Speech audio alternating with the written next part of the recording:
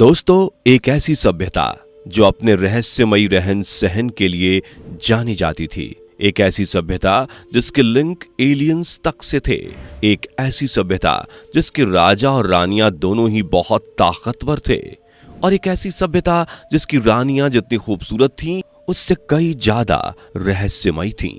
आज की वीडियो में हम आपको इजिप्ट सिविलाइजेशन के बारे में कुछ ऐसी बातें बताने जा रहे हैं जो आज से पहले आपको किसी ने भी नहीं बताई होंगी। दोस्तों, हम सबको पता है कि मिस्र की सभ्यता नील नदी की घाटी में विकसित हुई थी। यह सभ्यता 3150 ईसा पूर्व के आसपास शुरू हुई। मिस्र की सभ्यता और वहां की संस्कृति में स्त्रियों का एक अलग योगदान रहा है। मिस्र की सभ्यता का काफी लंबा शासन रहा है, इसलिए मिस्र की सभ्यता को 3 ऐतिहासिक कालों में विभाजित किया गया है। सबसे पहले आता है प्राचीन राज्य, जो कि लगभग 2649 से 2040 ईसा पूर्व के मध्य रहा। फिर शुरुआत होती है मध्य राज्य की, जो कि लगभग 2040 से 1550 ईसा पूर्व तक चला, और फिर शुरुआत होती है नवीन राज्य की, जो कि लगभग 1550 से 1070 ईसा पूर्व तक चला। दोस्तों, हमने आपको ये सब बातें इसलिए बताई क्योंकि मिस्र के ये 3 काल हर चीज में एक दूसरे से अलग थे, और आप YouTube पर या कहीं पर भी मिस्र से जुड़ी कोई जानकारी सर्च करते हैं तो आपको सिर्फ और सिर्फ मध्य और नवीन काल की ही जानकारी प्राप्त होगी। दोस्तों, इन तीनों काल में एक चीज समान थी, वो ये कि इन तीनों काल में मिस्र की स्त्रियां हर चीज में प्रधान थीं। उन्होंने समय पड़ने पर अपनी शक्ति का प्रदर्शन किया, और मिस्र सभ्यता में हुए आदमी, चाहे वो राजा हो या प्रजा का कोई भी आम आदमी, सबके अंदर स्त्रियों का डर दिखता था। यही कारण था कि तीनों काल में ही मिस्र की सभ्यता के लोग देवी शक्ति की पूजा करते थे।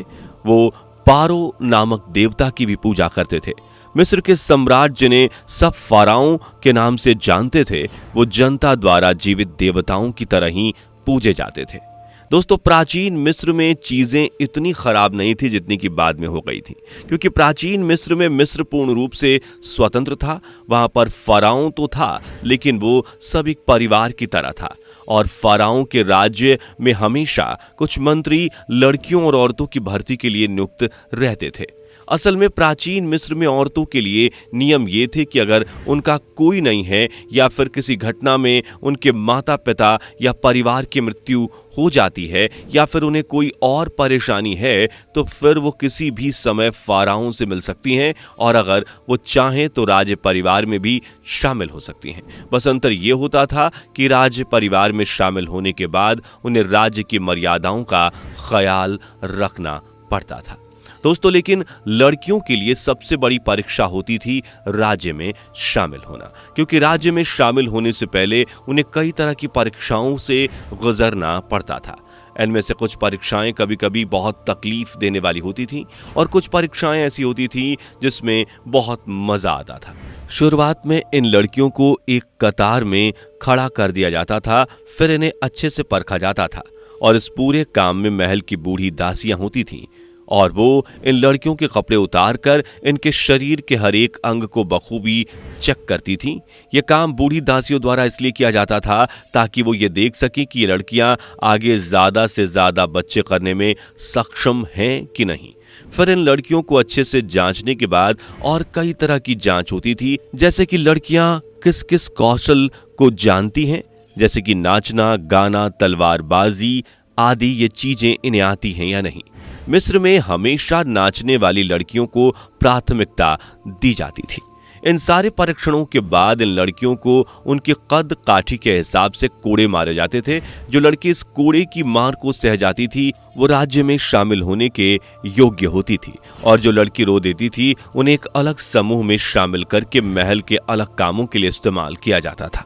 इसके बाद कोड़े मारे जाने वाली लड़कियों के शरीर पर घी, शहद, हल्दी और बेसन का पेस्ट लगाकर उन्हें दूध से नहलाया जाता था, और कुछ अलग प्रकार के इत्र उनके बदन पर छिड़के जाते थे, और अब इन्हें 16 दिनों तक बिना कपड़ों के अलग अलग कमरों में ठहराया जाता था। यहाँ बता दें कि ऐसा नहीं होता था कि इनके बदन पर बिल्कुल भी कपड़े नहीं होते थे, नहीं, इन लड़कियों को एक सफेद जालीदार कपड़ा दिया जाता था जिससे ये अपने बदन को सिर्फ ढक सकती थी। इस जालीदार कपड़े को पहनने के बाद इन लड़कियों की खूबसूरती और बढ़ जाती थी। 16 दिन के बाद फराओ इन सारी लड़कियों के साथ मिलता था और रात बिताता था, और इन सारी लड़कियों में फराओ के मन को जो लड़की सबसे ज्यादा भाती थी उसे ही फराओ की पत्नी बनने का सुख मिलता था, और वही राज्य को आगे भी बढ़ाती थी, और बाकी की बची लड़कियां मनोरंजन के लिए इस्तेमाल की जाती थीं। प्राचीन मिस्र में औरतों के ऊपर अत्याचार और लड़कियों के साथ बलात्कार आदि ऐसी खबरें बिल्कुल भी सुनने को नहीं मिलती थीं। लेकिन धीरे धीरे समय बदला और प्राचीन समय गुजर गया और मिस्र में नया रेवोल्यूशन हुआ। ये रेवोल्यूशन मिस्र में कई सारी अच्छी चीजें लेकर आया, जैसे कि मिस्र की सेना पहले से काफी अच्छी और मजबूत हो गई थी। सेना के पास आधुनिक हथियार आ गए थे, जिसकी वजह से लड़ाइयों को जीतना आसान हो गया था। महलों की इमारतें ऊंची ऊंची बना दी गई थीं, लेकिन इतने सारे अच्छे बदलावों के साथ कुछ बदलाव बहुत बुरे भी थे। बुरे बदलावों में सबसे बड़ा बुरा बदलाव ये था कि अब मिस्र में तानाशाही चरम सीमा पर थी। मिस्र के देवी देवताओं से ज्यादा फराओं को अब अपनी शक्तियों पर भरोसा होने लगा था। अब पहले जैसा कुछ नहीं था, ना तो किसी लड़की को किसी तरह से जांचा जाता था और ना ही किसी लड़की का कौशल देखा जाता था। फराओं को जो खूबसूरत लड़की दिखती थी वो उनकी हो जाती थी, और इन सब चीजों को बढ़ावा दिया मिस्र के कुछ अय्याश फराओं ने, जिन्हें हर समय केवल अपनी अय्याशी दिखती थी। उन्हें अय्याशी के सिवा कुछ नहीं सूझता था। जब मिस्र की गद्दी पर अखानातन नाम का एक सनकी फराओ बैठा तो उसने सबसे ज्यादा गंदगी मचाई। उसने अपनी ही 3 बेटियों मेरितातेन, मेकितातेन और अनक सुनामून से ही संबंध बनाकर यह ऐलान कर दिया कि हमारे शाही परिवार के बीच कोई भी बाहरी व्यक्ति नहीं आ सकता।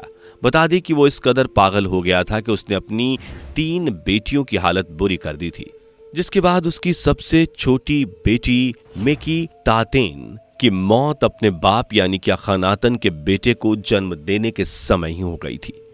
ऐसे ही जब मिस्र की गद्दी पर क्लियोपेट्रा बैठी तो उसने अपने हिसाब से मिस्र की सभ्यता को चलाया।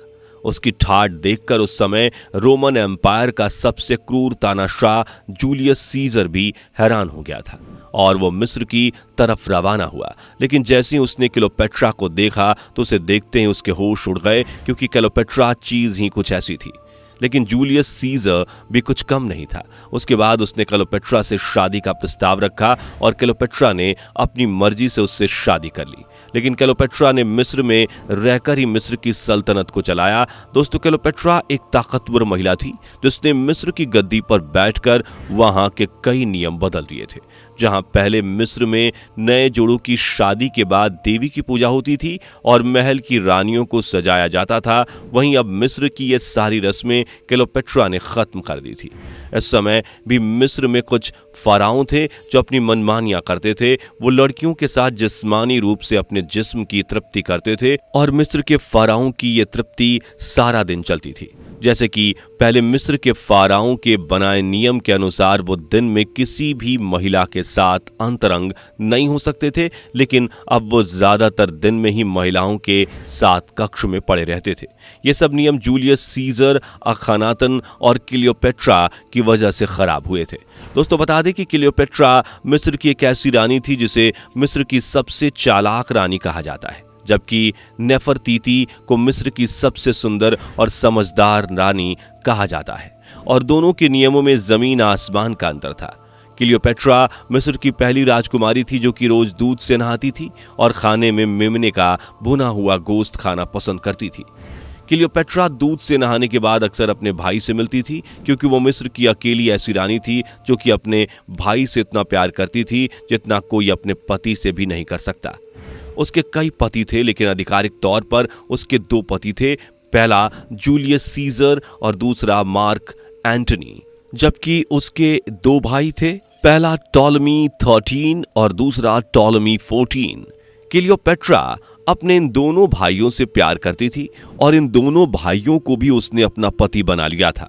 मिस्र में ये परंपरा थी, वहां पर अपने भाई से ही विवाह का चलन था और राज परिवार भाई बहन की शादी कर कर उनको सत्ता पर बिठा देते थे।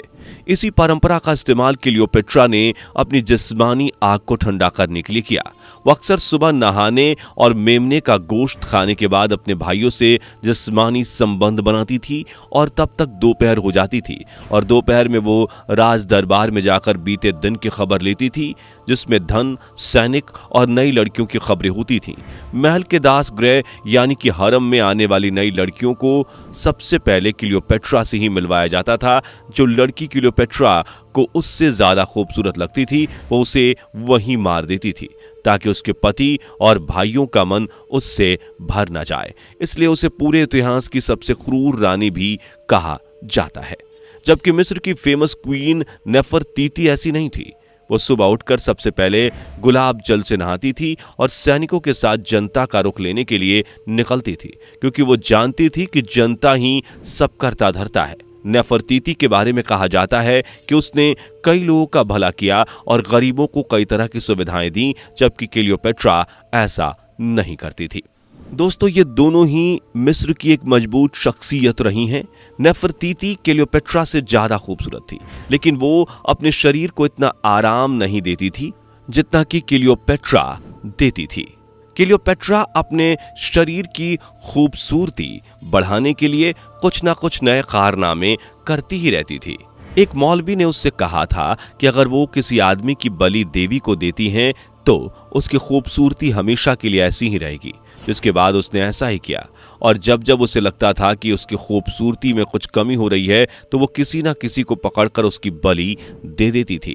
क्लियोपेट्रा के बारे में एक बात और चर्चित है, वो ये कि क्लियोपेट्रा रात में उल्लू का मांस खाती थी। उस समय के प्रसिद्ध मौलवी ने क्लियोपेट्रा से कहा था कि उल्लू का मांस खाने से इंसान जवान बना रहता है। बाद में इसी मौलवी और क्लियोपेट्रा के बीच प्रेम संबंध भी हो गए थे।